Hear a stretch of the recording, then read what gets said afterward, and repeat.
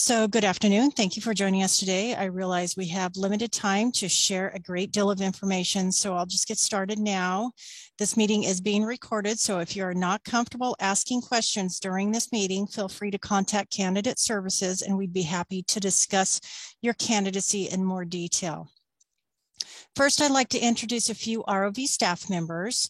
From our administrative division, we have in attendance today Shannon Boucher, our Registrar of Voters, and Virginia Bloom, one of our two Assistant Registrar of Voters. The other Assistant Registrar is Matt Morales, whom I don't believe is online today. From our Candidate Services Division, we have in attendance myself, Bren Lair, Elections Division Coordinator and the Manager of Candidate Services, Christina Rivas-Louie, Elections Process Supervisor, Galen Gonzalez, an Election Specialist, and Trung Nguyen, a student intern. We also have in Candidate Services, Ralph Murrieta, who is an Election Specialist, but not in attendance today. Here is our agenda. We'll be discussing the signature in lieu period, declaration of intention period, nomination period, including certain nomination documents to be submitted during the nomination period, write-in candidacy, other nomination documents to be submitted during the nomination period, ROV contacts, and then we'll wrap up with a Q&A. Please be sure to use only the forms issued by the Registrar of Voters office. Forms printed from other websites like the Secretary of State will not be accepted. Between each section of the presentation, I'll prompt for questions, but feel free to jump in and ask questions if needed at any time for clarification. I'd also like to ask CSD staff to also prompt me between sections if a hand is raised or a question added to the chat, as I'm unable to view this activity while in presentation mode on my computer. So moving on to our calendar of important dates to remember, the signature in lieu period begins January 3rd and ends February 9th. The declaration of intention period begins January 31st and ends February 9th.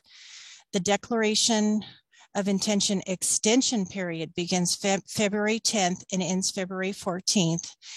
And the nomination period begins February 14th and ends March 11th.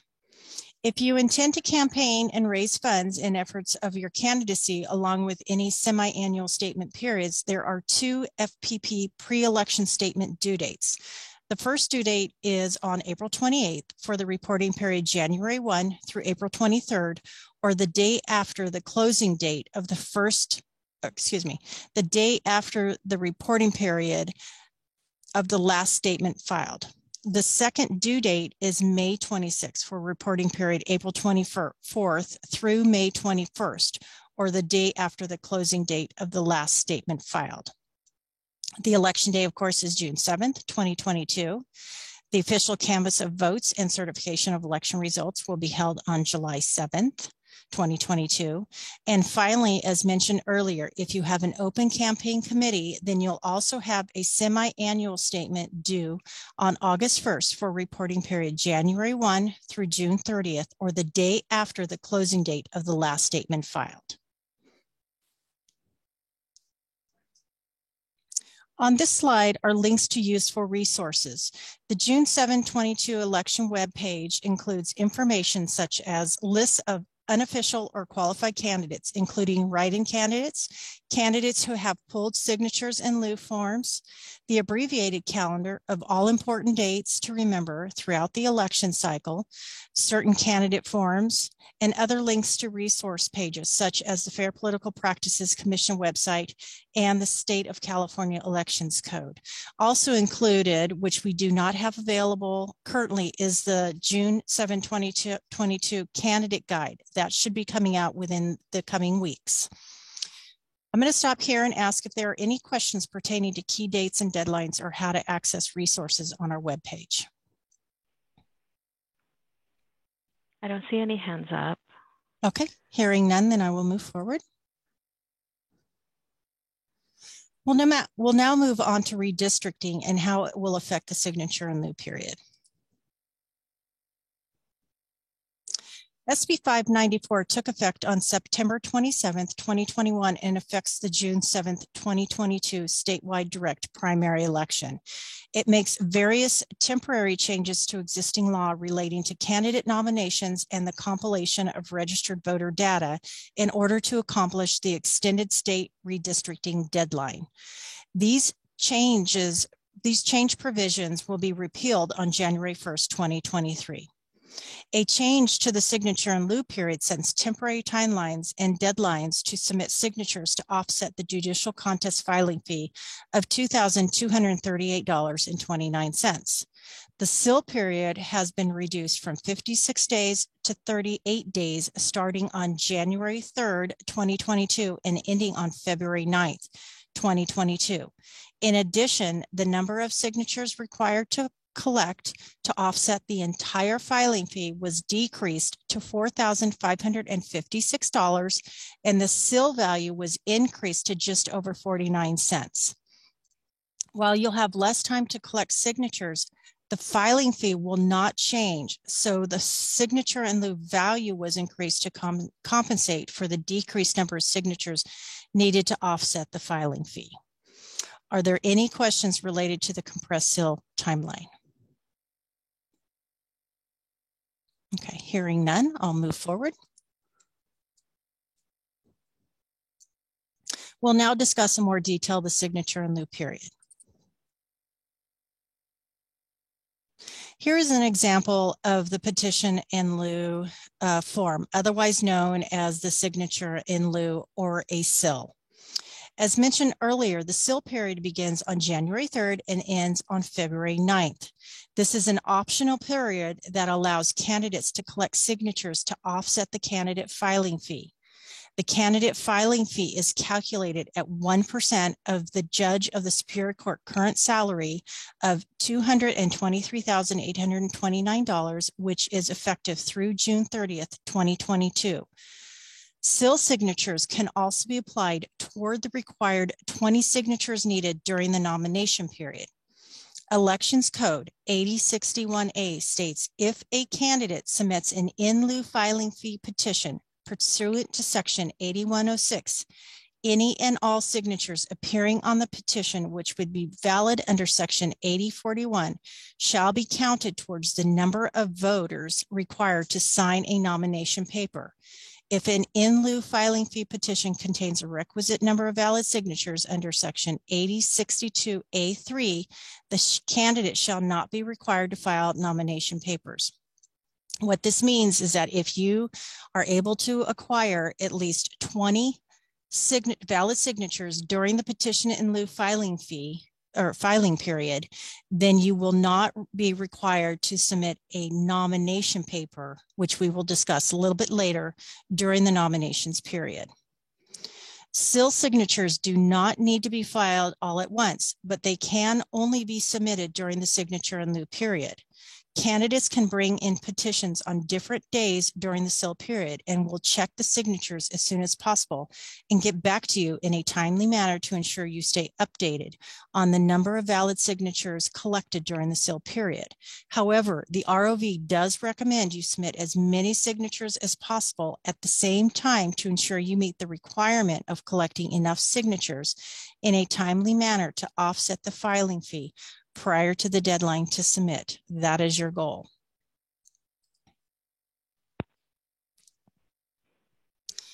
Here are some facts about the petition circulation. Keep in mind that a circulator's residence address is required to be included on the petition declaration. So if you are concerned about reducing the amount of public exposure of your residence address, then we recommend you do not circulate your own signature in lieu or nomination paper petitions.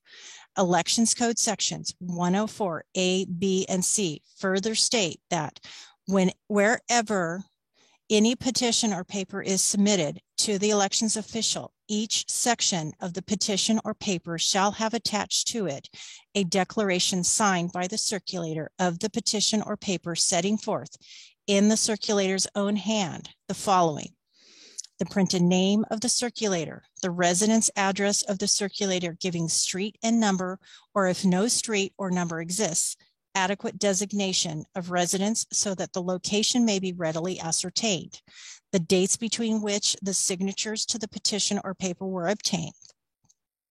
Each declaration submitted pursuant to this section shall also set forth the following: that the circulator circulated that section and witnessed the appended signatures being written, that according to the best information and belief of the circulator, each signature is the genuine signature of the person whose name it purports to be, and that the circulator is 18 years of age or older.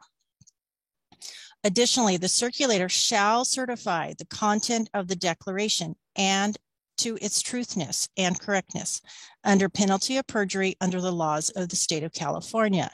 With the signature of the circulator's name, the circulator shall state the date and the place of execution on the declaration immediately preceding the circulator's signature.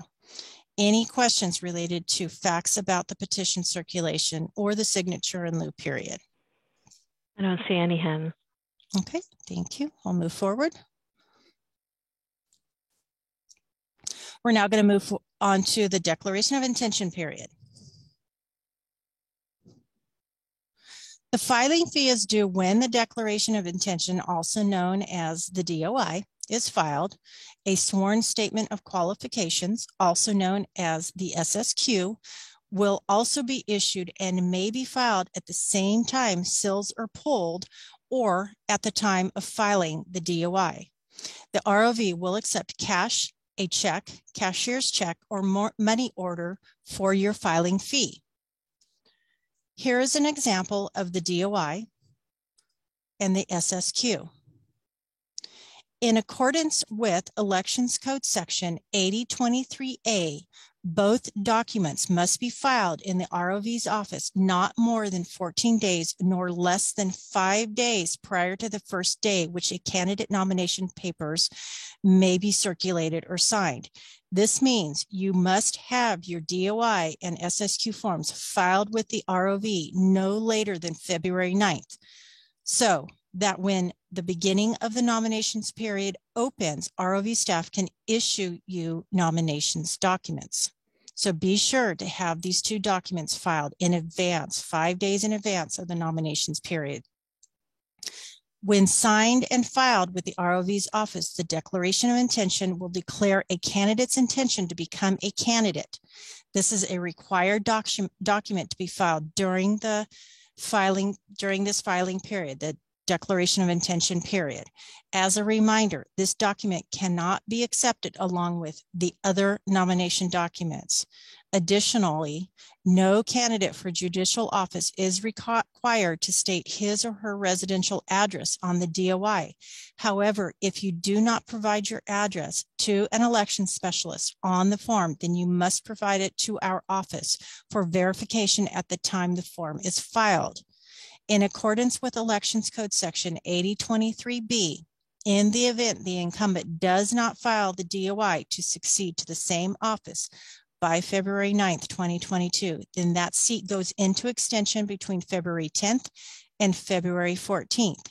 And any person other than the incumbent or an authorized agent of the incumbent can file a DOI no later than the first day of filing nominations paper.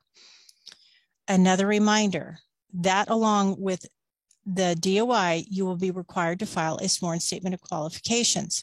This document provides that the candidate has met the qualifications of Article 6, Section 15 of the California Constitution, that a person is ineligible to be a judge of a court of record unless for 10 years immediately preceding selection, the person has been a member of the state bar or served as a judge of the court of record in this state.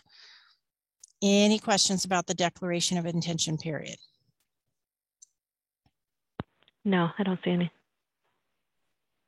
Okay, I'm going to move up. I have one. Okay. Roberta Hayashi. Yeah, hi. I'm sorry. Can you just, in more plain English, was this the event where we showed up in your office personally to file these and give you a check? Is that what we're talking about? Yes, so the filing fee is due when the declaration of intention and sworn statements of qualification are filed. So yes, you would file both of those two documents along with submitting your check for $2,238.29. And that is during the period of, where is it at? So we have to do that not earlier than what date and not later than February 9th. And I missed the not earlier than what date. Let me back up here. So the declaration of intention period is January 31st, 2022 through February 9th, 2022. So according to the elections code, you have to submit your declaration of intention and statement of qualifications during this period, which is 5 days prior to the start of nominations period, which is February 14. So when you don't have to file your filing fee when we issue you these documents, but you do have to submit it when you file both of these documents.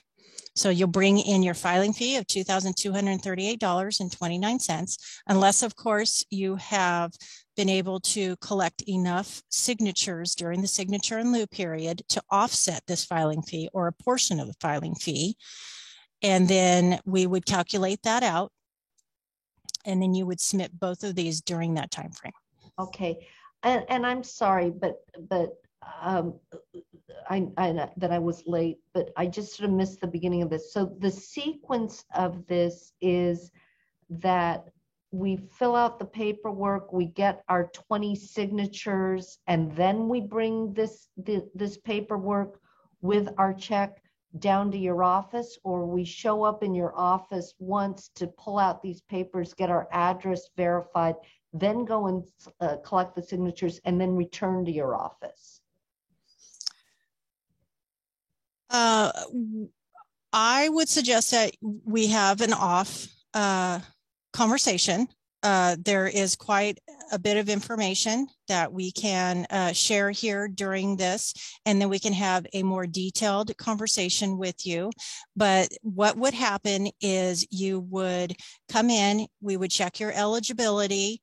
You can be issued the declaration of intention and the statement of qualifications forms. You can then bring those back or file them at the same time with your filing fee, same day, or you can bring them back later. And then as well, issue your signature in lieu or petition in lieu during that filing period. And then you can, if you are wanting to go out and collect signatures to offset the filing fee of $2,238.29, then you can do that. And that starts January 3rd and runs through February 9th. So there's a timeline there where you can collect your signature in lieu and offset that filing fee at the same time you are also being issued and filing the declaration of intention and the statement of qualifications along with your filing fee before the nominations period starts on February 14th. Is that more clear? Yes, it is. Thank you very much. Okay, and happy to have more conversation with you, one-on-one if you'd like as well. Thank you. You're welcome. Okay, so if there's no other questions, we'll go ahead and move forward.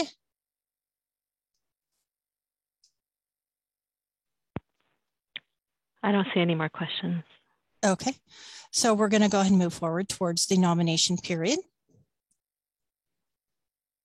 So just as a friendly reminder that we've already about already is the declaration of intention and sworn statement of qualifications is required to be filed between January 31st and February 9th. These documents must be filed 5 days preceding the nomination period. As you can see on this page, the nomination period begins on February 14th, 2022 and goes through March 11, 2022. Please remember, when you are ready to file your nomination documents, you'll be required to file all nomination documents at the same time.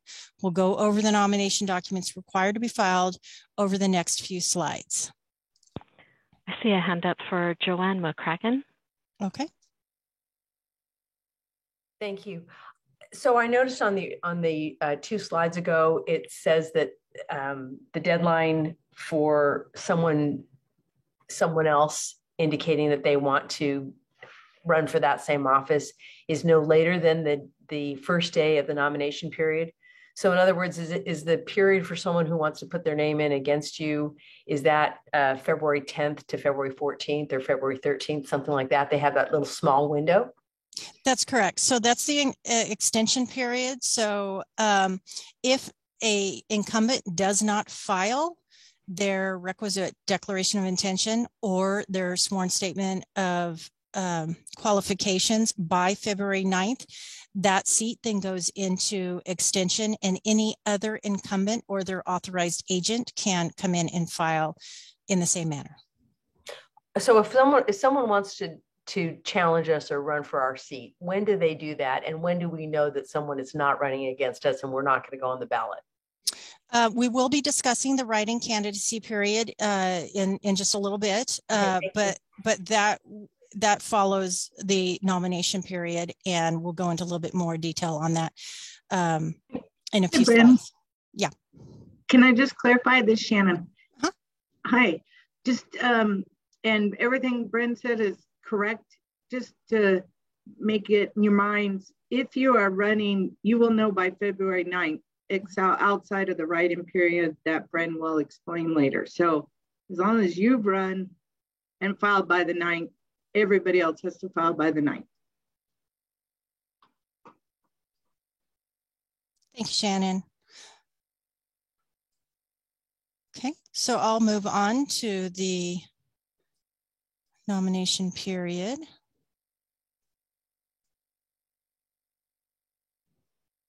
So during the nomination period, the nomination paper is required and must be filed at the same time as all other nomination documents. Here is an example of the nomination paper.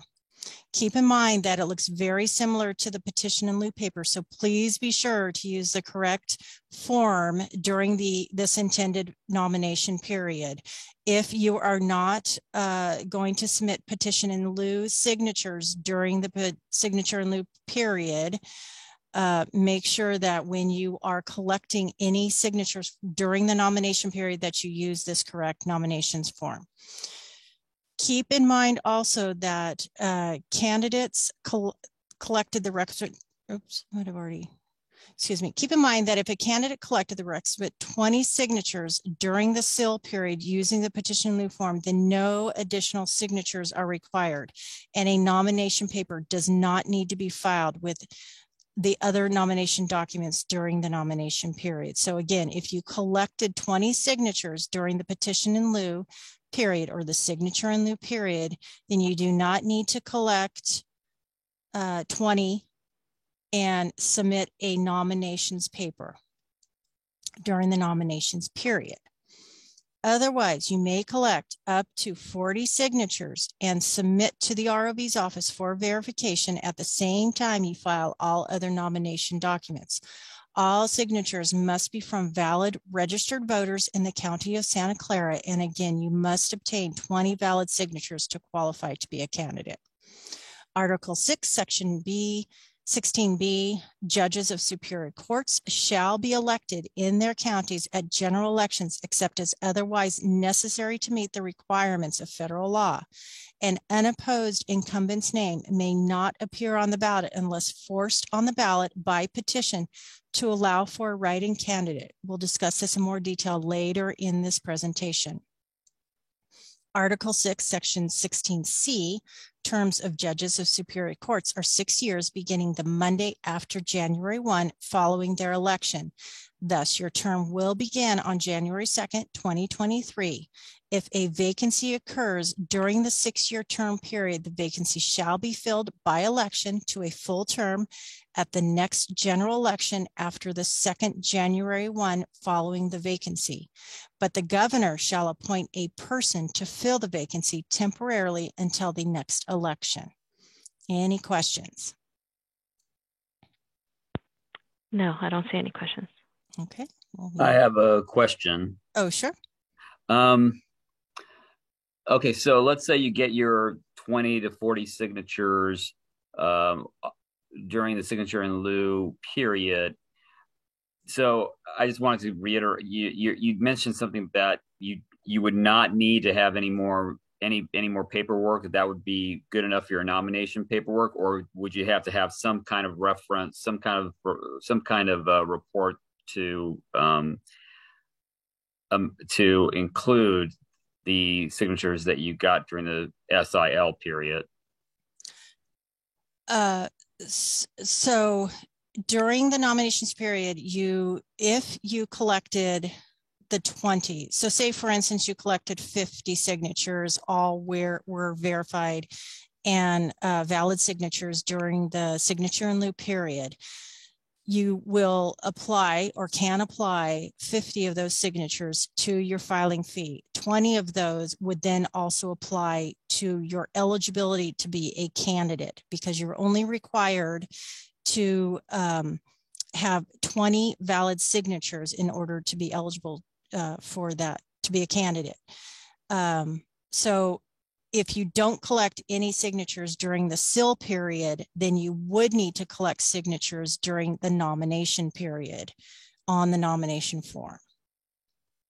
So in other words, if I were to, let's say, collect 20 to 40 signatures in the SIL period, file that, and then during the nomination period, pay the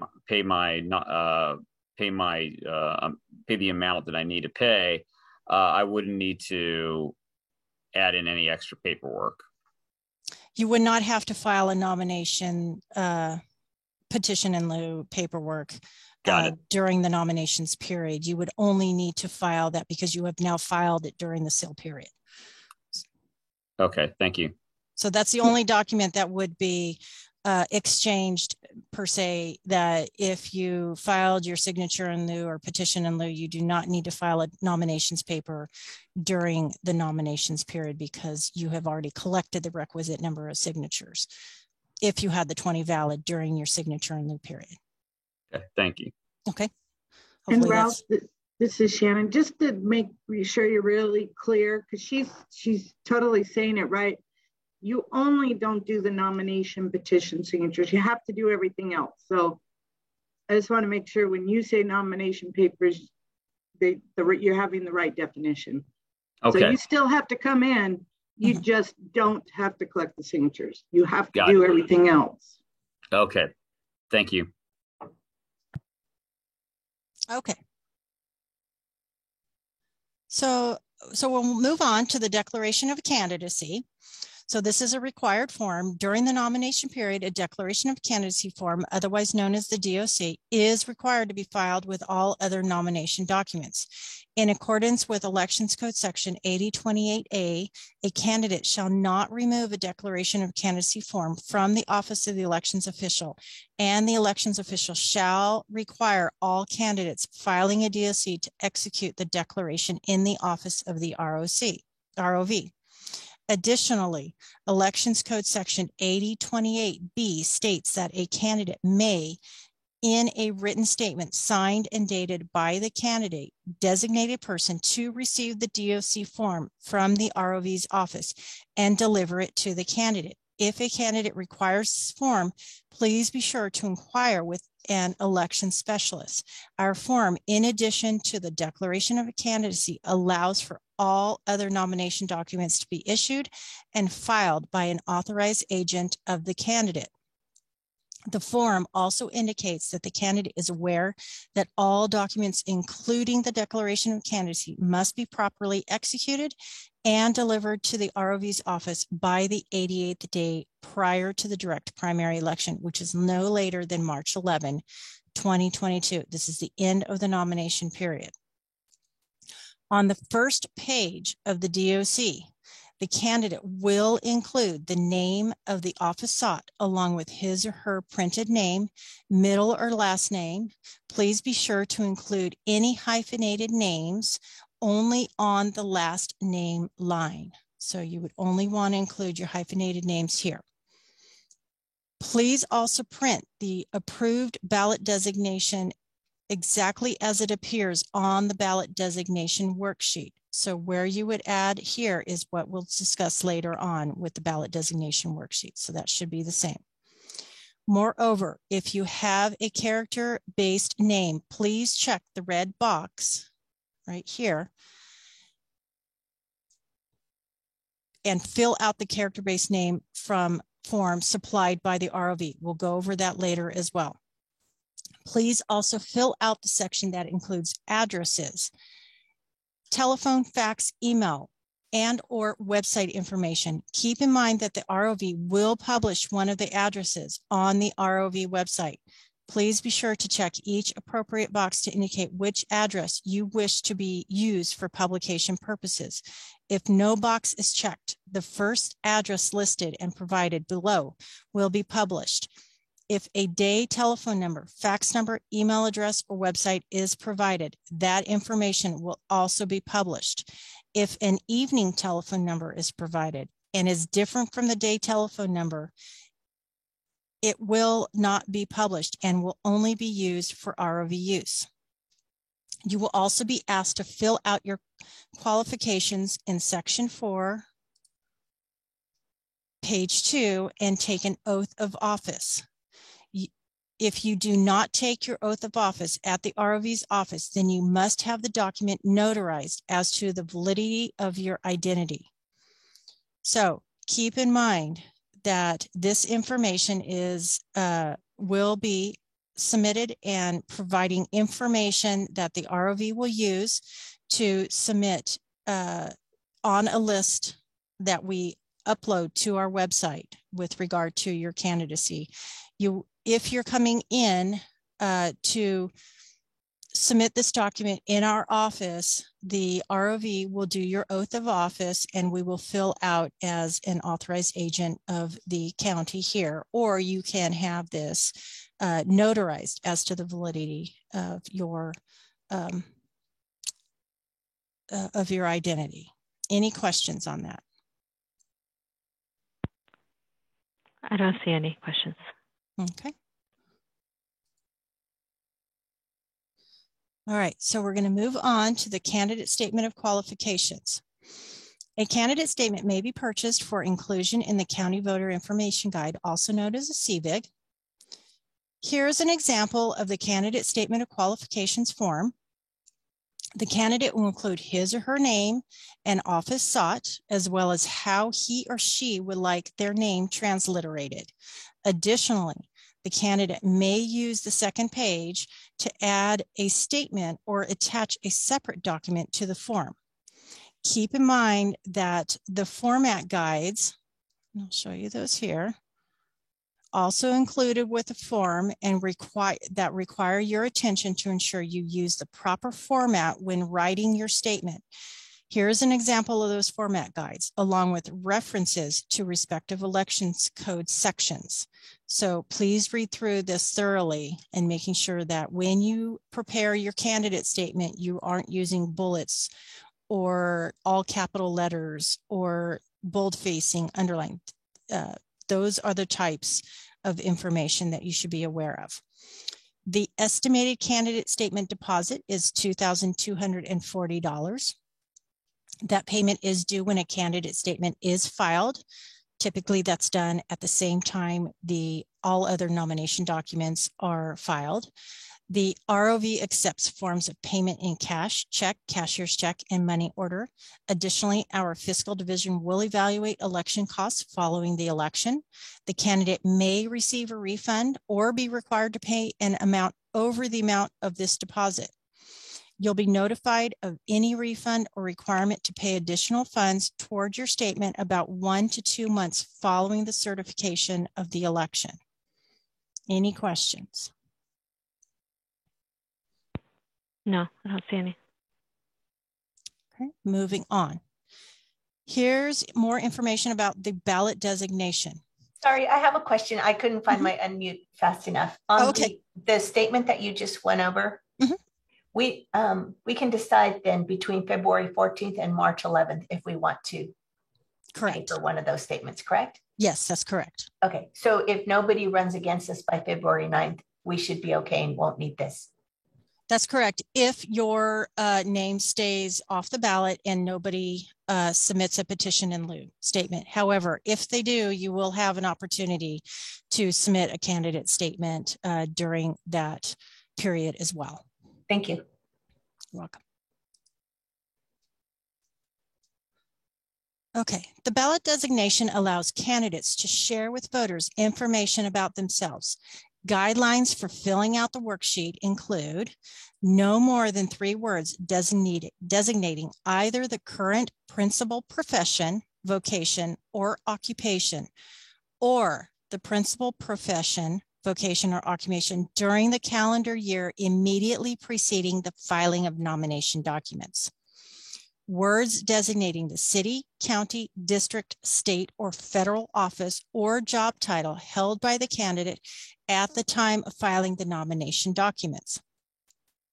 Candidates for judicial office who are active members of the state bar and employed by a city, county, district, state, or by the United States can use ballot designations that include words designating the office or actual job title held by the candidate at the time of filing nomination papers. An example might be attorney, attorney at law, lawyer, or counselor at law.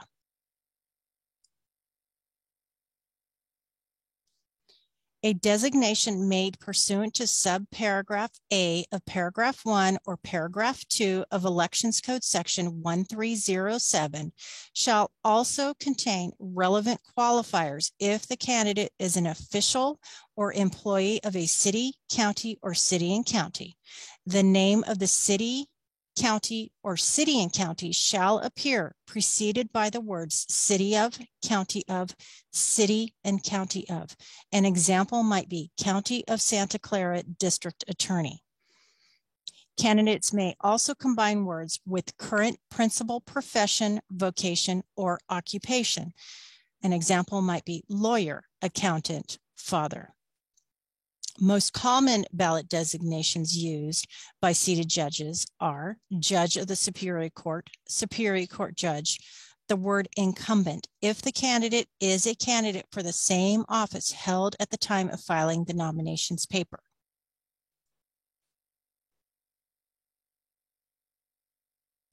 Here is an example of the ballot designation worksheet.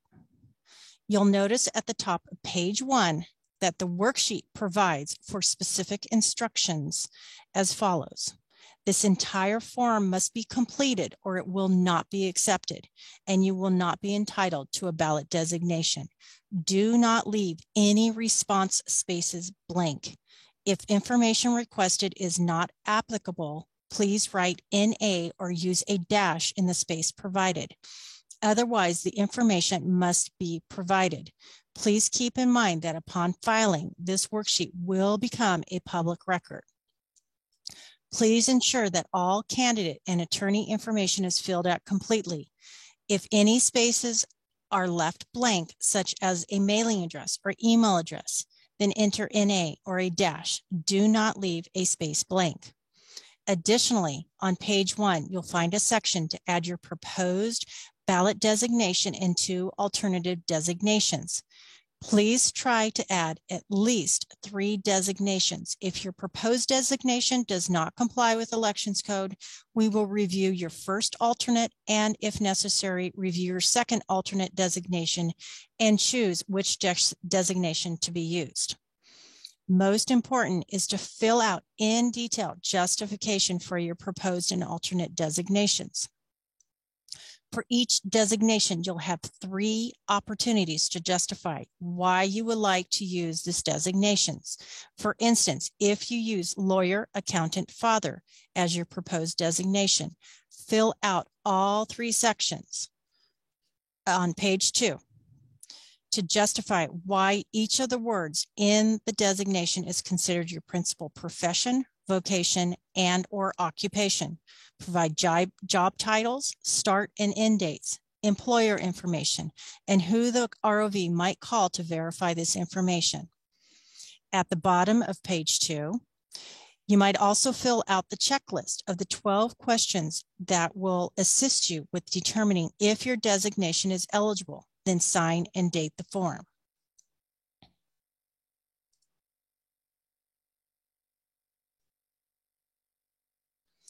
On the ballot designation worksheet, pages 4, 5, and 6, you'll find additional information and instruction on how to fill out the worksheet. So please be sure to read through all pages to ensure the worksheet is filled out in its entirety. Any questions on the ballot designation worksheet? I don't see any questions. Okay.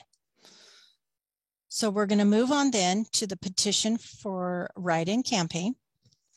As discussed earlier, a judge's name may appear on the ballot at the next general election to allow for a write-in candidate if the following applies. If the incumbent is the only candidate to have filed nomination papers for the office of Superior Court Judge, the contest shall not appear on the ballot.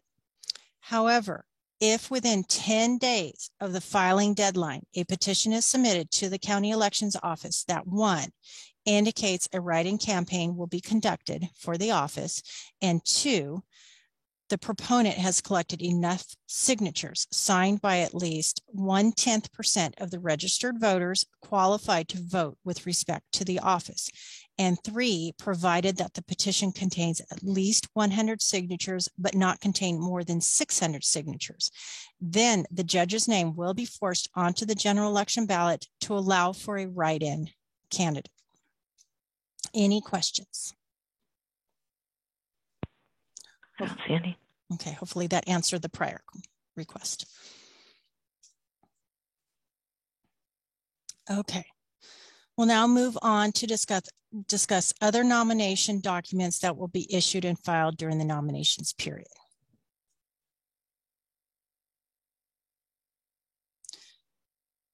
The candidate information request form is required to be filed with other nomination documents to ensure ROV staff can receive information such as name, residence, or mailing address, other contact information, and phonetic spelling of your name.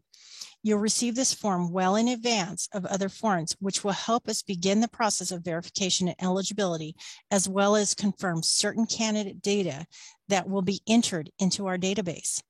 Candidates who have a character-based name and optional form to fill out would be the preferred transliteration form to allow our ballot layout division to understand best what format you would like your name transliterated on the ballot. You can choose to accept the transliteration of your name provided by the ROV or submit for consideration your own transliteration that the ROV will independently verify. Additionally, you have a choice to accept or opt out of any translations in Spanish and Vietnamese that include the appropriate accents in candidate statements. In order to ensure your name is transliterated properly on the ballot, please check if you would like your name formatted in masculine, feminine, androgynous, non-binary, or another format. Also, if your name has accents or other diacritical marks in an alphabet-based language and you wish to include those as part of your name on the official ballot, please also include that information on your declaration of candidacy form. We spoke of this earlier, to check that box if you have a character-based name. Any questions regarding these two forms? No. Okay.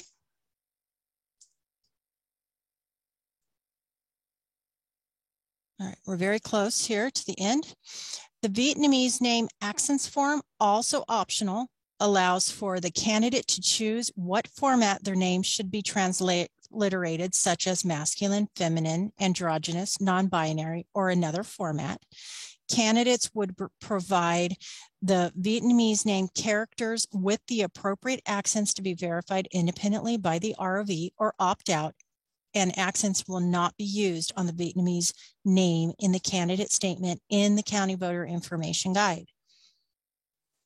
The Code of Fair Campaign Practices form is optional for a candidate to file and basically provides that a candidate will abide by basic principles of decency, honesty, and fair play throughout the election cycle.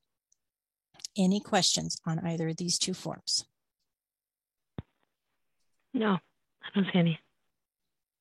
Okay. Moving on to the Department of Transportation Statement of Responsibility form. This is prepared by the state, and this form provides instruction on when and where a candidate can place temporary political signs.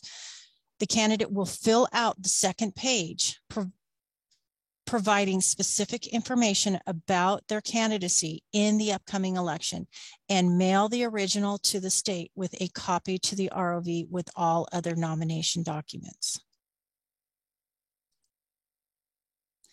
Lastly, you'll need to submit a candidate intention statement 501 and statement of economic interest form 700. Only sections 1 and 3 of the form 501 need to be filled out. Section 2 is for state candidates only, so no need to fill out that section, as judges are not considered state candidates for purposes of FPPC filings. You may fill out this form and submit at any time prior to the nominations period, or file with all other nomination documents. Instructions on how to properly fill out the form 501 are on page 2. So read through all of this thoroughly. On the form 700, please fill out all 5 sections on the cover and any schedules that apply to your reporting situation. Ensure you check on the box for candidate and add the election date. That would be right here. If you are elected, you'll be required to file an assuming office statement on or before April 1, 2022, then annually with your filing officer until you vacate your seat, your term ends, or you are reelected. Here's an example of some of those schedules, which I'm sure you all are very familiar with.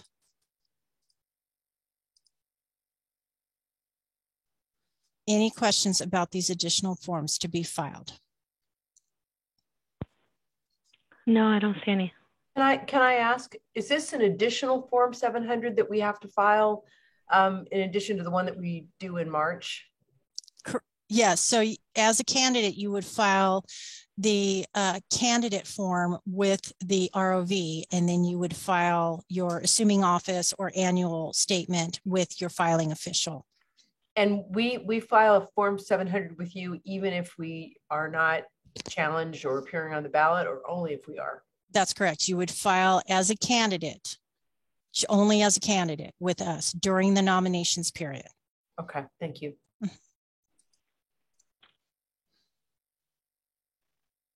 Okay, so this is concluding our presentation. Should you have questions, feel free to contact us at our preferred email at email-rov-nom@rov.secgov.org, or you can call us directly at 408-299-8639.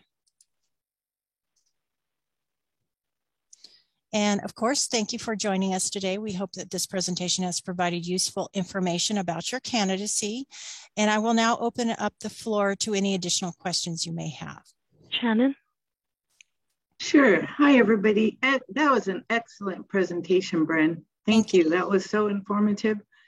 All I really want to say, in addition to that, is if you take away anything from today, and this is just by my experience of doing this for a number of years I did, these are the key points to help to make sure. So, and most of all, getting here in the office at the right time is what I'm about to go over. I have had 2 judges in my time, incumbent judges, that did not plan on coming in the second required period, and they would not be a judge unless they went to court to get on the ballot. So these are my key things just for you to make sure you've got. That the signature in lieu period, the 1-3 to 2-9 is optional. You do not have to show up if you don't want. Like she said, reduce your filing fee. Some people like to come in because you get 30-something days to circulate, and some people would rather circulate their signatures in January because maybe they're going to be on vacation in February. So it's just, do you want to get them out of the way and get your 49 cents? I don't think that's really the issue. So optional. And And do not bring in those signature in lieu forms during the nomination period. They must be filed by that February 9th. We have had candidates try to file the petition labeled signature in lieu during the nomination portion, and they are not allowed. So don't think you can get them in January and bring them back in March. Not the case. The two other things, that the declaration of intention period mandated must show up. We can answer all your questions once you get here, but just get here and come in between that January 31st and February 9th. So if we don't see you, but we will see you by January 31st to February 9th, no matter what, you have to come in.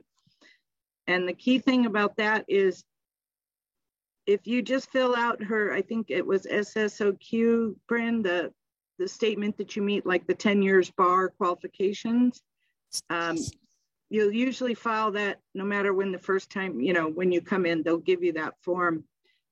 But most people, if you've run before, the declaration of intentions, one page? You can fill it out here. So if you plan on coming one time during declaration of intention, because you're going to issue and file at the same time, bring your checkbook, because you pay when you file that form. So if you're going to do it in one day, bring your checkbook. That's a common thing that gets forgotten. And then, of course, the last nomination period, where you'll come in February 14th to March 11th, is mandated. Do not think you are done because you did the declaration of intention. You have 2 mandated filing periods. So as long as you get in here, we'll be able to help you. So I hope that helps on those 3 periods. And that was a great job, Bryn. Thank you, Shannon. And of course, we're always here to help answer any questions definitely before, if anybody wants to call us in advance of any of the periods. I will be posting this recording online. I will be sending it out to Mahalia so that she can also provide it to all of you and any of the other judges that were not able to attend. But again, we are always here, so give us a call whenever or email us.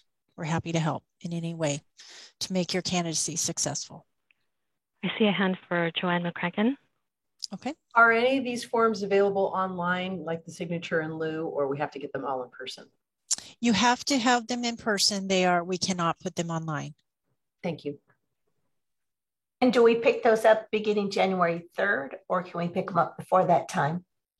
Only during the intended periods when you can only pick up, like the petition in lieu during the petition in lieu period. It's not going to be accepted during the nomination period. The declaration of intention and statement of qualifications will be issued during that period as well. So it's the documents can only be issued during the periods that are intended for those documents to be issued. So we cannot issue those in advance. I don't have a hand thing, but if I could ask you a question. Mm-hmm. This is Griffin Bonini. So, and I'm hoping I'm speaking for many people participating. I'm really hoping not to have somebody file against me, and I'm not particularly interested in the signature in lieu. So, what is the first thing you would recommend me to do, and when and where?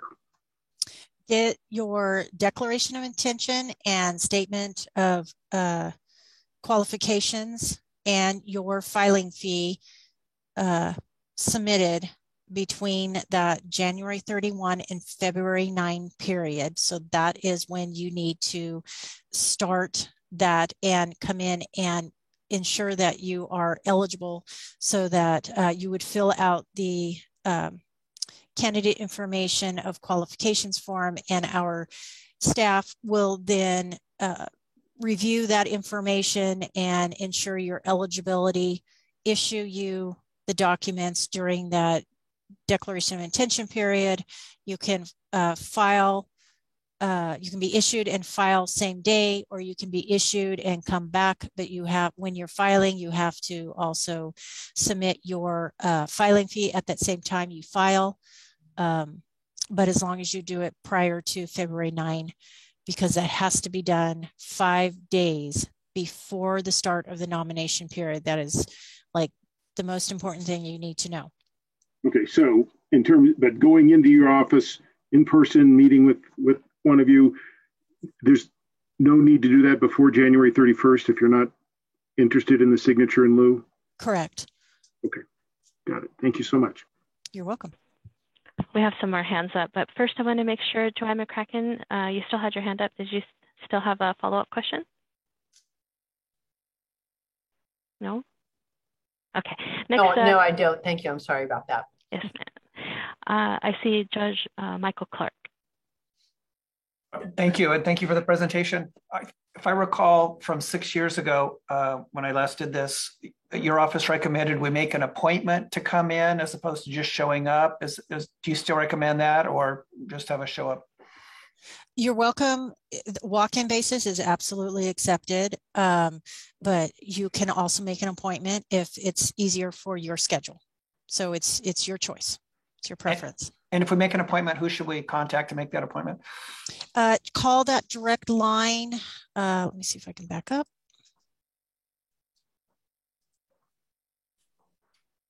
So call our direct line at 408-299-8639, or you can email us at email-rov-nom@rov.sccgov.org, and anyone can help you set that appointment. Okay, thank you. You're welcome. All right, I also see Roberta Hashi's hand up. Yes, hi, thank you for the presentation. So I just want to understand if we're, like Judge Bonini, only going to not bother with the signature in lieu, when can we show up in your office to pick up the document that on which we need to get the 20 to 40 signatures? How do we obtain that document, and what's the earliest time we can get that? Because as I understand, we have to submit that document by February 9th as well, correct? No, not correct. So you're conflating the petition in lieu period with the nomination paper. So if you are not going to collect signatures during the signature in lieu period, then you do not have to be issued a petition in lieu paper starting January 3rd through February 9th. Now, if you do intend to do that, which it sounds like you're not, then you have starting February 14th, you will be issued the nomination paper with all other nomination documents. You can then start collecting up to 40 signatures. 20 of them must be valid registered voters in the county of Santa Clara. And if you get the 20 valid signatures during the nominations period starting February 14th, then that's all you would need to do. Okay, and that nominations period concludes March 11th? Correct. And the earliest, so I'm just trying to understand then, so if I need to be in your office between January 31 and February 9th to do the declaration of intent, and then do I return to your office after February 14th to pick up the nomination paperwork? That's correct. And then I return to your office a third time after I get all those signatures done to file those signatures? That's correct. And to for us to issue the declaration of candidacy, for you to take your oath. We cannot issue the declaration of candidacy until you file. That document cannot go out of our office. So you'll get all other nomination documents. You can also file those documents, you know, at the same time too. If you wanted to come in the morning and come back later, you can do that as well. It's completely up to you. But you would be issued all nomination documents between February, you can come in between February 14th and March 11th, have your documents issued with the exception to the declaration of candidacy, collect your signatures, come back. We will then verify your signatures and then let you know, and then you can come in again, or we can get the declaration of candidacy filed at the same time. It's up to you. But we typically like to have all nomination documents filed at the same time. Okay, thank you very much. So I'm just thinking it's really, I should plan on 3 separate visits to your office. That's correct. One for the declaration of intention period, January 31 through February 9th, to do your declaration of intention and your statement of qualifications.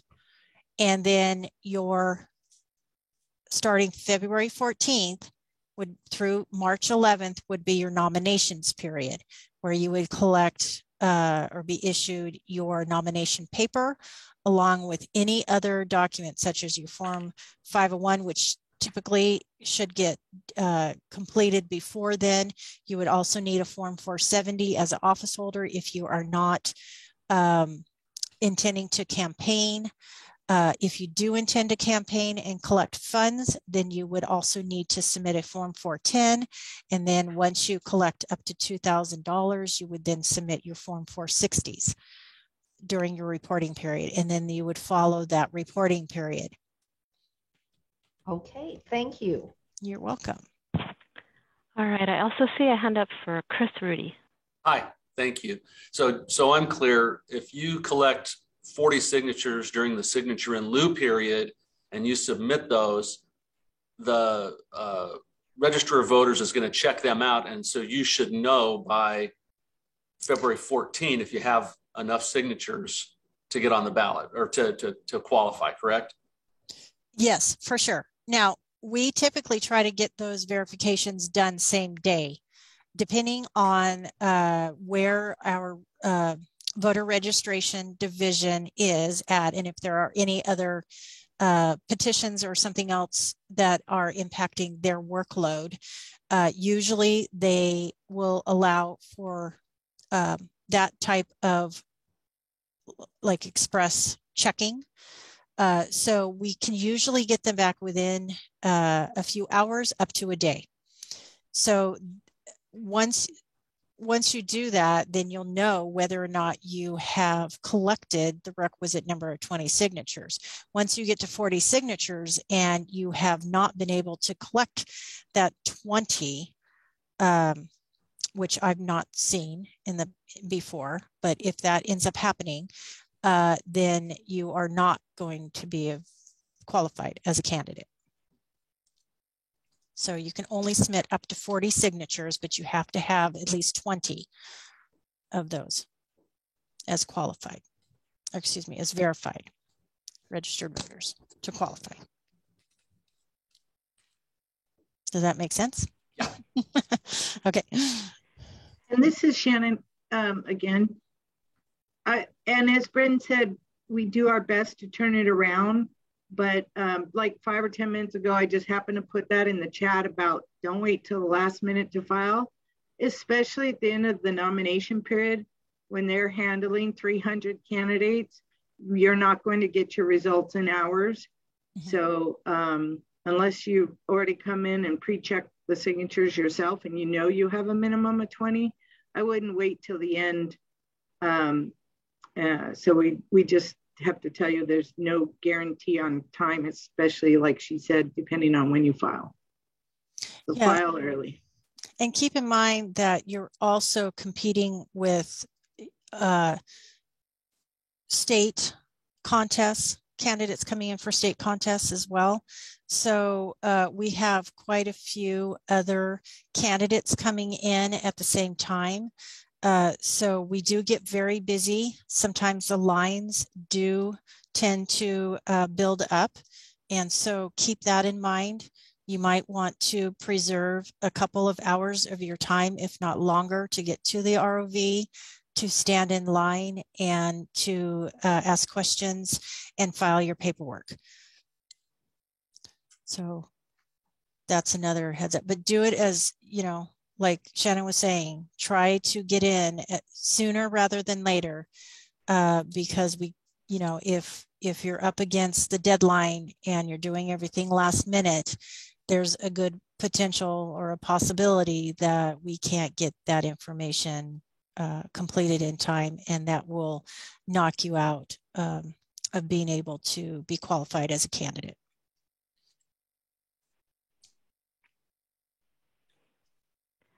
I don't see any more hands up. Do we have any final questions? All right. Well, thank you everyone for being here today. We do really appreciate your time. It's very important information. And again, we are here to help answer any questions you might have. I will get this recording out to Mahalia as soon as possible, and then we will see you soon in the office. Have a great day, everyone. Thank you.